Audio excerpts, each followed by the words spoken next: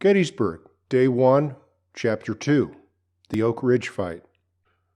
So what's going on? The Union Army, chasing the Confederate Army, surprised and caught them on June 30, Tuesday afternoon. Next morning, on Wednesday, July 1, the Confederates responded and attacked the Union line west of Gettysburg. The Union defeated that attack, and that was the subject of Chapter 1. This map shows the situation around noon on the first day, which is where I left it at the end of Chapter 1. See the Federal First Corps here.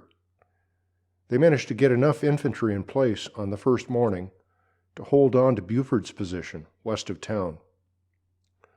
Looking at this map, you can see the rest of the First Corps would arrive soon, and the 11th Corps. On the Confederate side, see the divisions of Hill's Corps in black. General Heath wrecked two of his brigades, attacking the Union position in the morning, but still had two fresh brigades left. General Pender's division was already deployed and waiting behind Heath's division, and Pender had four fresh brigades. Ewell's Corps is marked in red. General Rodes's division was coming south from Middletown, and General Early's division was coming from Heidlersburg. So let's turn to the animation. See here Oak Ridge, and here Oak Hill, which is higher and dominates just about everything in the area. Rodes's Confederate Infantry Division arrived on Oak Hill around noon, and in this view I highlighted Rodes's 5 brigades in red. The Union First Corps position on McPherson Ridge is here, with Heath's Confederate Division facing them on her ridge, and at that point the only Union forces north of town were General Cutler's Infantry Brigade and Colonel Devon's Cavalry Brigade. So Rodes arrived like this on the Union right flank. Rodes must have been excited. He could see the entire Union position, he was on high ground, and he was on the Union flank. His infantry was back in the woods, maybe not visible, although of course Devon's cavalry knew they were there. Soon, Rodes's artillery began to shell the Union positions, which gave up the element of surprise. General Doubleday, commander of the Union First Corps, saw this, and in defense, he sent Baxter's brigade north. And note this other brigade to the east. That's the first of the 11th Corps units to arrive. It's Schimmelpfennig's brigade. And this worried Rodes, the Confederate division commander, but it's not part of our story right now, so focus back on Oak Ridge, and notice Baxter moving north. Rodes's plan was to make a 3-brigade assault, but it fell apart because of poor execution resulting from incompetence and negligence. That's a quote from a U.S. Army training document, so I take it as authoritative, and it's blunt, but it does seem to be the consensus point of view.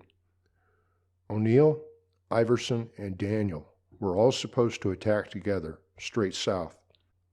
Some of the problems with this attack were, 1, the 3 brigades didn't attack together. The attack was not synchronized. Today, there is still confusion and disagreement about the exact sequence. 2, Colonel O'Neill and General Iverson stayed behind. They didn't lead their brigades in their attack. 3, O'Neill attacked with just 3 regiments. 2 were left behind.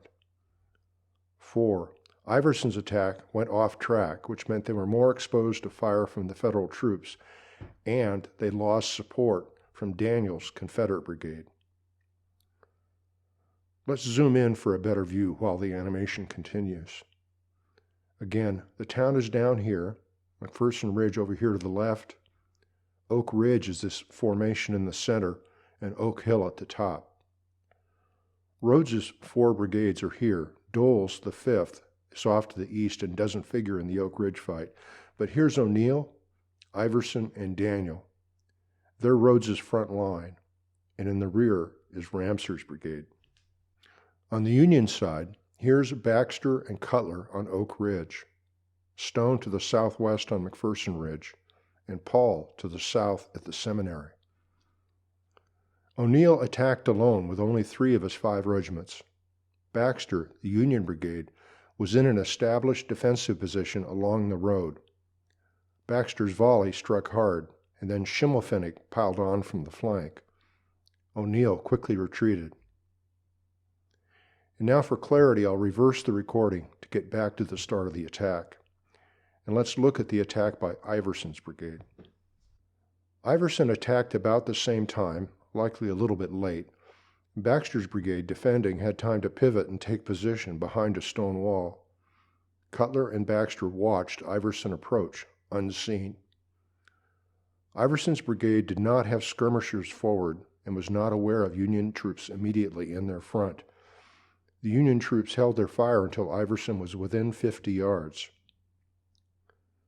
Bradley Gottfried, in his book, Brigades of Gettysburg, quoted a witness.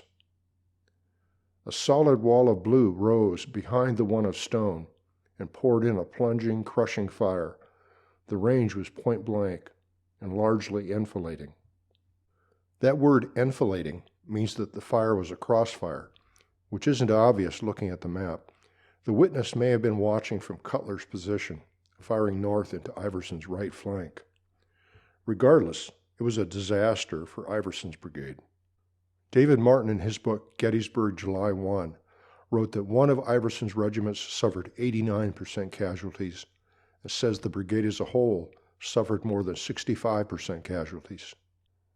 Daniel's Confederate brigade attacked pretty much at the same time as Iverson, and once again I'll reverse the recording here so we can follow the progress of Daniel's brigade.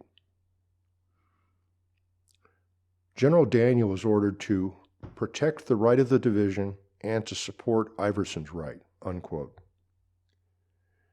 Daniel believed Iverson was to go south, but instead Iverson veered to the east. So Daniel then split his brigade, sending 2 regiments to support Iverson and the other 3 to attack south against Stone's brigade, which was entrenched behind the railroad cut near the McPherson farm. There was a decision that Stone's brigade threatened the right flank of any Confederate attack on Oak Ridge. I don't quite see it because Stone was so far to the south, but Daniel diverted 3 of his 5 regiments from attacking the Oak Ridge position and sent them south against Stone's brigade. Stone's brigade was in a difficult position, exposed to attacks from A.P. Hill's corps on the west and Ewell's corps on the north. Daniel's southern regiments attacked Stone's brigade and failed. They regrouped, tried again, and failed.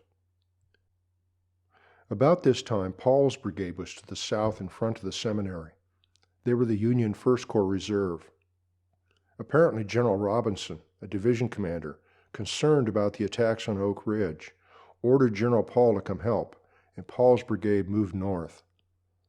They arrived as Iverson's attack was crumbling, and Daniel was making his second attack against Stone's brigade.